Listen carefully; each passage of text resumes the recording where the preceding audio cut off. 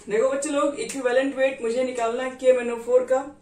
तो equivalent wait निकालना कोई बड़ी बात नहीं है, लेकिन क्वेश्चन में ऑलरेडी गिवन है, उस पर बात करना है। एसिडिक मीडियम में इक्विवेलेंट वेट कितना होगा KMnO4 का। तो क्या करेंगे हम लोग सबसे पहले, तो इक्विवेलेंट वेट का आपके पास फॉर्मूला होता है। पहले तो आप ध्यान रखिएगा कि एसिडिक मीडियम में जो KMnO4 है वो Mn2+ के अंदर कन्वर्ट होता है, ठीक है। और यहाँ पर जो ऑक्सीडेशन नंबर में जो दोनों के डिफरेंस है वो 5 इलेक्ट्रॉन के डिफरेंस है, क्योंकि 7 है और यहाँ पे 2 हो गया, मतलब 5 इलेक्ट्रॉन को क्या किया उसने गेन किया होगा। तो equivalent weight is equal to क्या लिखोगे, ऑफ लिख देना MnO4 माइनस। तो ऊपर होता है मॉलिक्यूलर वेट, और बच्चे लोग नीचे क्या रखते हैं, तो नीचे रखते हैं नंबर ऑफ इलेक्ट्रॉन एक्सचेंज या फिर कितना इलेक्ट्रॉन गेन किया। तो ये 5 लिख दो, मॉलिक्यूलर वेट निकाल दो। Mn का होता है 55, ऑक्सीजन का होता है 16, 4 से मल्टीप्लाई कर दो और फाइनली इसको सॉल्व करोगे तो 119/5 यानी 23.8 आ जाएगा। तो इसलिए अगर आपको अब इसका तो आपको कैलकुलेट नहीं करना था, KMnO4 को कैलकुलेट करना था, तो सेम प्रोसेस यही होता है। इक्विवेलेंट वेट आप निकालना है KMnO4 का, तो KMnO4 का मॉलिक्यूलर वेट लिख दो, सब कुछ सेम रहेगा, बस K का मास इसमें और ऐड हो जाएगा। और K का कितना होता है 39, और सबको ऐड कर दोगे तो 158/5 यानी कि 23.8 यही होगा आपका आंसर। तो चलिए अब इसके आगे बढ़ते हैं। ये हमारा हो गया कंप्लीट। अब अगर मान लो कि KMnO4 का इक्विवेलेंट वेट निकालना है, लेकिन इस बार कंडीशन क्या आपके पास है, basic medium, alkaline medium. Alkaline medium में कैसे इक्विवेलेंट वेट को फाइंड करते हैं आओ देखते हैं। इसी क्वेश्चन के लिए बता रहे, इक्विवेलेंट वेट आपको KMnO4 का ही निकालना है, लेकिन वो भी किस में निकालना है, तो बेसिक मीडियम में, ये अल्कलाइन मीडियम। देखो कैसे निकालेंगे। तो क्वेश्चन आपके पास क्या है बच्चों लोग, KMnO4, तो हम लोग इसको स्पेक्ट्रल आयन में कन्वर्ट कर लेंगे, हटा के उसको। MnO4 के ऊपर 1 माइनस होगा आपके पास, ठीक है। अब अगर अल्कलाइन मीडियम है तो याद रखना कि जो MnO4 है वो MnO2 में कन्वर्ट होता है, ये आपको ध्यान रखना पड़ेगा। अगर अल्कलाइन मीडियम है तो मैग्नेट आयन जो है वो मैग्नीज डाइऑक्साइड में कन्वर्ट होता है। अब ये इसमें कन्वर्ट हो रहा है, तो आपको खुद से देख लो कि कितने इलेक्ट्रॉन का एक्सचेंज हो रहा है। तो यहाँ पर तो +7 आएगा, नहीं यहाँ +7, और यहाँ पर कितना हो जाएगा -2 × 2 यानी 4 हो गया। तो कितना इलेक्ट्रॉन लग रहा चेंज हुआ, 3 ना, ये 3 आपके पास इलेक्ट्रॉन का एक्सचेंज हुआ। और हम लोग अब क्या करते हैं, वाटर मॉलिक्यूल्स चेक कर लेते हैं। यहाँ पर 4 है, ऑक्सीजन है 4 है, यहाँ पर ऑक्सीजन 2 है। तो अब हमको चाहिए यहाँ पर वाटर मॉलिक्यूल्स, और वाटर मॉलिक्यूल्स के बाद पहले हम लोग चार्ज बैलेंस, यहाँ पर हम लोग पहले बैलेंस करते हैं चार्ज, और चार्ज बैलेंस करने के बाद फिर क्या करते हैं, फिर उसके बाद ऑक्सीजन बैलेंस करते हैं, और लास्ट में आपके पास हाइड्रोजन अपने आप बैलेंस हो जाता है। तो इधर 4 ऑक्सीजन है, इधर ऑक्सीजन 2 है, तो मुझे लग रहा है कि इधर ऑक्सीजन कम है, तो इधर ऑक्सीजन कम है तो उधर आप चार्ज बैलेंस कर दीजिए। तो कितना लिखना पड़ेगा चार्ज बैलेंस के लिए,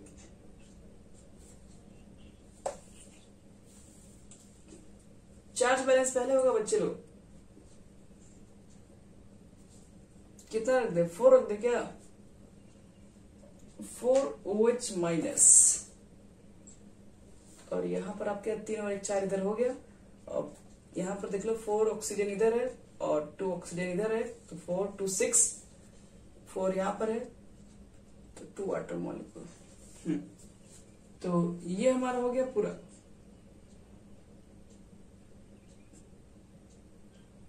बोलिए,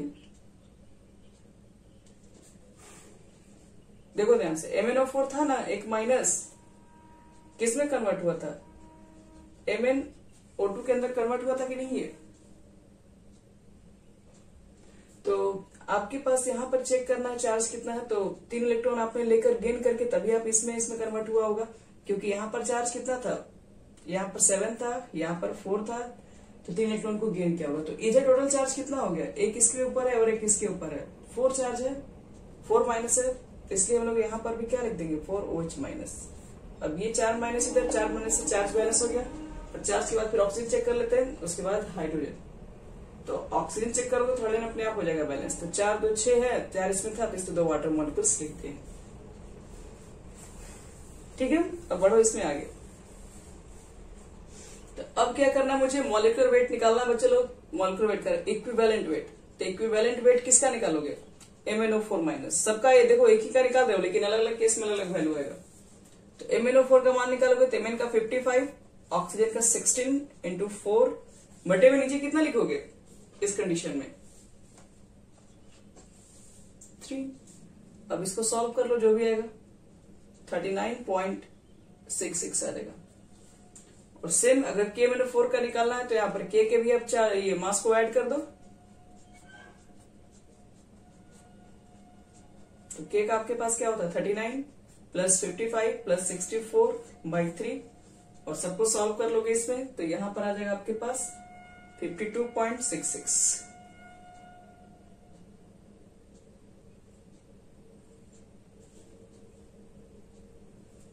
तो ये हो गया हमारा क्या इक्विवेलेंट वेट। कैसे निकालेंगे हम लोग। अब देखो ये तो समझ में आप लोग को आ ही क्या होगा लगभग कि 2 बातें आपको इसमें याद ही रखना पड़ेगा कि अगर आपके पास पोटेशियम पर मैग्नेट का मैग्नेट आयन है तो वो एसिडिक मीडियम में किसमें कन्वर्ट हुआ Mn2+, बस ध्यान रखना पड़ेगा। और अगर वो बेसिक मीडियम था तो किसमें गया MnO2। ये 2 चीज अगर आप याद रखेंगे तो बाकी तो बैलेंसिंग है वो तो आप कर लीजिएगा। तो याद रखना बच्चे लोग ये वाला कंडीशन, एसिडिक मीडियम में किसमें कन्वर्ट होता है, बेसिक मीडियम में किसमें कन्वर्ट होता है। और इसी की तरह एक और होता है, क्या बोलो, नहीं एक और है K2Cr2O7 भी है, इसको कहते हैं potassium dichromate. Potassium dichromate, potassium dichromate वाले को भी देखना पड़ता है।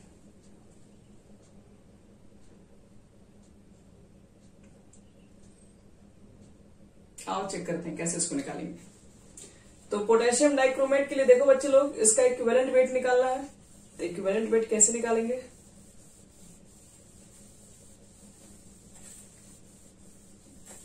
Acidic medium. देखिए आपसे ज्यादातर एसिडिक मीडियम पर ही पूछा जाएगा पोटेशियम डाइक्रोमेट का एसिडिक मीडियम में कितना हुआ है। तो पोटेशियम डाइक्रोमेट है K2Cr2O7 और K2 निकालोगे तो चार्ज इसके ऊपर आएगा 2-। एसिडिक मीडियम में याद रखना कि पोटेशियम डाइक्रोमेट कन्वर्ट हो जाता है Cr+3 के अंदर और बाकी आपको बैलेंस करना होता है सब कुछ। यहां पर चार्ज कितना आता है चेक कर लो। यहाँ पे चार्ज निकालोगे तो पहले तो देख लो कि यहाँ पे क्रोमियम कितना है 2 है तो पहले 2 से मल्टीप्लाई कर देना। यहाँ पर चार्ज निकालोगे तो +6 आएगा क्योंकि 2x मानोगे ये हो जाएगा तुम्हारा 17 और इधर हो जाएगा -2 तो इधर भेजोगे तो तुम्हारा प्लस हो जाएगा 14 और 14 × 2 = 12 यानी +6 ही आएगा।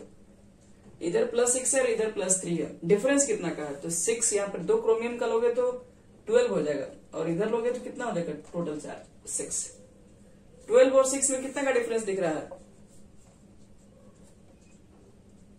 तो यहाँ पर 6 इलेक्ट्रॉन लिख दो। उसके बाद क्या बोले ऑक्सीजन को चेक करके पहले वाटर मॉलिक्यूल को बैलेंस करते हैं। 7 ऑक्सीजन है 7 वाटर मॉलिक्यूल लिख लो। अब करो H को बैलेंस। ये कितना तुम्हारे पास है 14 तो 14H+। तो ये हो गया आपके पास एसिडिक मीडियम में बैलेंस। अब चेक करते हो इसके बाद आगे इक्विवेलेंट वेट निकालना। अब इक्विवेलेंट वेट निकालने में क्या सोचना है Cr2O7 के ऊपर 2- क्रोमियम के पास होता है याद रखना कि अब इसका 52 होता है तो 2 से मल्टीप्लाई कर दोगे तो 52 × 2 ऑक्सीजन का 16 × 7 बटे में आपको कितना लेना पड़ेगा तो कितना इलेक्ट्रॉन का एक्सचेंज हुआ है 6 और फाइनल सॉल्व कर दोगे तो 36 आ जाएगा। और वही अगर आपको इक्विवेलेंट वेट कैलकुलेट करना है किसके लिए तो K2Cr2O7 तो बस K का ऐड कर दो 2 K को ऐड करोगे तो फाइनल 294 आ जाएगा बटे में 6 49। ये क्वेश्चन आपके एग्जाम में ऑलरेडी 2-3 बार पूछा जा चुका हुआ इसलिए इसको हम बता दिए ताकि आप याद रखें इक्विवेलेंट वेट को कैसे फाइंड करते हैं।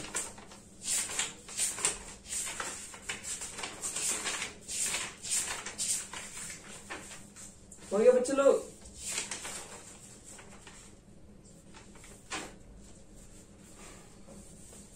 अब एक छोटा सा टॉपिक जिसको बोलते हैं स्टाइकियोमेट्रिक ऑफ रेडॉक्स रिएक्शन, जिसमें आपको दो फॉर्मूला की रिक्वायरमेंट्स है। एक लिख लो M1 V1 बटे में N1, molarity, volume, moles. Moles का मतलब नंबर ऑफ इलेक्ट्रॉन एक्सचेंज ही होता है। M2 V2 और N2, इसको मोलारिटी भी इक्वेशंस कहते हैं।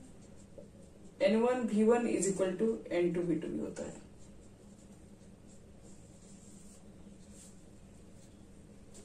ये दो फॉर्मूला नोट कर लो, बोलो। मोलारिटी, एक क्वेश्चन लिख लो इसके ऊपर। उसके बाद आपको इस चैप्टर में भी कुछ छोटे न्यूमेरिकल्स हैं जिसको आपको ट्राई करना है। लिखो how many normality,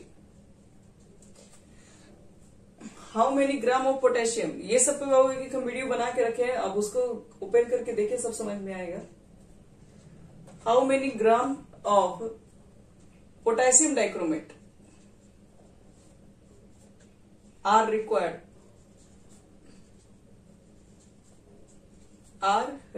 to oxidize 15.2 gram of FeSO4 in acidic medium। चलिए, इस तरह के क्वेश्चन को बताना कैसे बनाते हैं। आपसे पूछ रहा है कि और कितने ग्राम K2Cr2O7 की हमें रिक्वायरमेंट्स होगी। 15.2 ग्राम फेरस सल्फेट को एसिडिक मीडियम में क्या करना है, रिएक्ट कराना है। तो आओ चेक करते हैं जिसमें कौन सी बड़ी बात है। पहले तो ये बताओ K2Cr2O7 एसिडिक मीडियम में वो खुद किस में कन्वर्ट होता है। अभी क्या बताया, K2Cr+3 में कन्वर्ट होता है। चलिए, तो कैसे ये कन्वर्ट हुआ बताए थे इसके अंदर। इसके बाद क्या चेक करते हैं, 7 वाटर मॉलिक्यूल लिए थे और 14 क्या लिए थे, H+ और इलेक्ट्रॉन कितना लिए थे,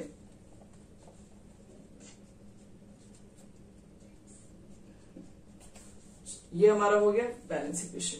पर ये किसके लिए हुआ, ये हुआ क्रोमियम के लिए। किसको करवाना है एसिडिक मीडियम में, इसको FeSO4 को ऑक्सीडाइज कराना है। तो Fe के ऊपर यहां पर कितना चार्ज है, कौन बता सकता है FeSO4 में।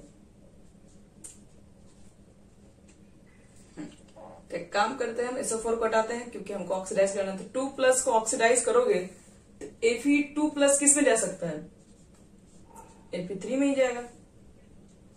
यही ना इसका ऑक्सीडाइज का मतलब हो गया। Fe2+ कहां जाएगा, Fe+3 में जाएगा इसमें। पर 2 से 3 में जाने के लिए एक इलेक्ट्रॉन को बाहर निकालना पड़ेगा बस। ठीक है यहां तक। ये बात समझ में आ गई सबको। देखो Fe को ऑक्सीडाइज करवाना है एसिडिक मीडियम में, कौन ऑक्सीडाइज कराएगा, ये K2Cr2O7 कराएगा। दोनों को ऐड कर दो, लेकिन ऐड करते वक्त इलेक्ट्रॉन कटना चाहिए, नहीं कट रहा है तो 6 से मल्टीप्लाई कर दो। अब तो कट जाएगा इसमें, 6 इलेक्ट्रॉन इसमें, 6 इलेक्ट्रॉन इसमें, जो बचेगा उसको लिख दीजिए। यहां पर 6 Fe2+ लिख दो। फिर कितना है, 14 H+ आपका है। इधर कितना है, 2Cr के ऊपर 3+, Fe3+ है और 7S2 है। सॉरी, Fe नहीं, 6 से मल्टीप्लाई भी तो हुआ है ना। पहले बताओ यहां तक सबको समझ में आ गया।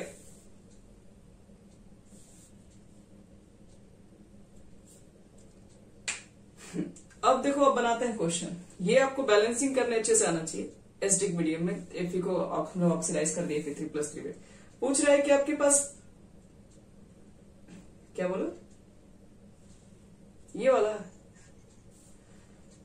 ये बैलेंसिंग है, ये पहले बता चुके हैं, अभी तुरंत कुछ देर पहले ही बनाया, सारा है उसमें, स्टार्टिंग में वीडियो से सब है। ये Cr2O7 को Cr3 में कन्वर्ट किया गया है। तो ये एसिडिक मीडियम में पहले से ही कन्वर्ट होता है, ये आपको पता होना चाहिए। ठीक है, तो इसमें ज्यादा टेंशन लेने की जरूरत नहीं है। ये चीजें हम मतलब आज का जो रिकॉर्डिंग होगा उसमें सब है। ठीक है, बस आगे बढ़ रहे हैं। एक तो ये ऑलरेडी लेट हो चुका है इसमें। अब देखो किस क्वेश्चन में आगे क्या कर रहा है वो हम बता रहे हैं। ये बैलेंसिंग करने के बाद क्या होगा, आपसे पूछ रहा है कि 15.2 ग्राम FeSO4 को आपको क्या करवाना है, ऑक्सीडाइज कराना है। तो हाउ मेनी ग्राम K2Cr2O7, तो कितना ग्राम K2Cr2O7 का आपका लगा होगा, इतना Fe है, तो इसका कितना यूज हुआ होगा। अब इस तरह के क्वेश्चन को हम लोग कैसे बनाते हैं एक रिडॉक्स रिएक्शन के अंदर, तो ये सब क्वेश्चन हम सीख चुके हैं, फर्स्ट वाले लेसन में सीखे थे हम लोग। हम यहाँ पर सिर्फ बैलेंसिंग इक्वेशन लिख रहे हैं, उसी के थ्रू आपको बता रहे हैं सब कुछ। Cr2O7 है, इसके ऊपर 2 माइनस है, 6 Fe के ऊपर 2 प्लस है, फिर कितना बच्चे लोग 14 H प्लस 2 Cr के ऊपर 3 प्लस 6 Fe के ऊपर 3 प्लस और प्लस 7H2O। यहां लिख दो पहले, अब हमको इसी में बनाना है।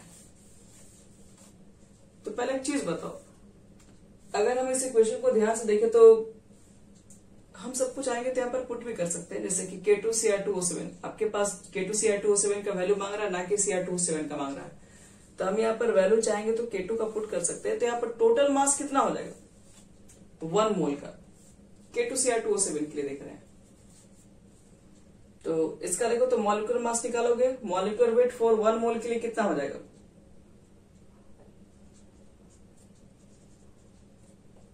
तो अभी कुछ देर पहले निकाला था ना K2Cr2O7 का, देखो तो मास कितना लिखवाते हैं 294, इतना ही था। देखो बच्चे लोग, इसका जो मॉलिक्यूलर मास अभी फिलहाल है वो 294 है, और यहाँ पर FeSO4 2 प्लस का मतलब क्या हुई, FeSO4 है, FeSO4 का मोलर मास कितना होगा, ये तो K2Cr2O7 के लिए है, आपको FeSO4 का मोलर मास बताना है। Fe का कितना होता है 56, और कितना तुम्हारे पास है, S का होता है 32, SO4 O के लिए 16 into 4, ये FeSO4 का मास हुआ। अब इसको कैसे समझोगे तुम लोग, तो इसको समझने के लिए अब ये दोनों टाइट्रेशन दोनों में यूज करना पड़ेगा, अब ये लिखना पड़ेगा। इसके मास में जितना आएगा पहले 6 से मल्टीप्लाई भी करना है, इसका मास कितना हो जाएगा, जो भी आएगा 6 से मल्टीप्लाई करोगे 152 आ जाएगा, और इसमें भी 6 से मल्टीप्लाई भी करना होगा, ये भी ध्यान रहे। तो मुझे एक चीज बताओ, यहाँ पे ये दोनों को ध्यान से देखो, इसका 1 मोल के लिए इसका 6 मोल की जरूरत पड़ेगा, तो इसके 1 मोल का मास 294 ग्राम है, ठीक है, और इसके 1 मोल का मास है 152, और 6 से मल्टीप्लाई कर दोगे तो 6 मोल के लिए इसका मान जो भी आएगा 6 से मल्टीप्लाई करने के बाद इसका मास टोटल इतना हो जाएगा।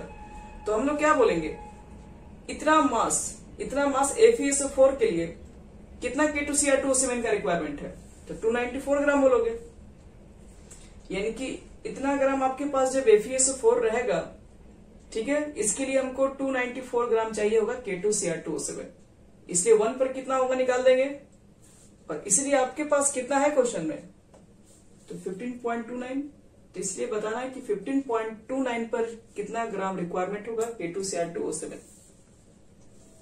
कुछ समझ में आ रहा है या फिर से बना दे पूरा, यहां लिखो, सिंस क्या लिखोगे 152 into 6 gram FeSO4 oxidise by कितना, तो क्या बोलोगे यहाँ पे 294 ग्राम ऑफ K2Cr2O7, इतना ग्राम Fe2SO4 को ऑक्सीडाइज करवाने के लिए आपको इतना ग्राम K2Cr2O7 चाहिए, इसलिए 1 पे निकाल दोगे तो 294 बटे में आ जाएगा 152 into 6, इसलिए आपको कितना पर निकालना होगा इस चीज के लिए, तो 15.2,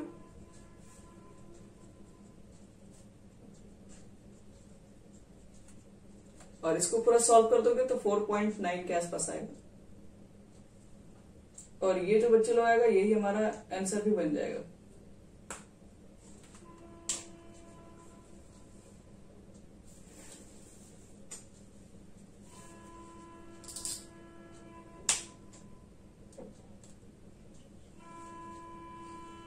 आंसर जो हमारा आ रहा है वो 4.9 ग्राम आ रहा है, अगर इतना आ रहा है तो फिर हमारा सब कुछ सही है।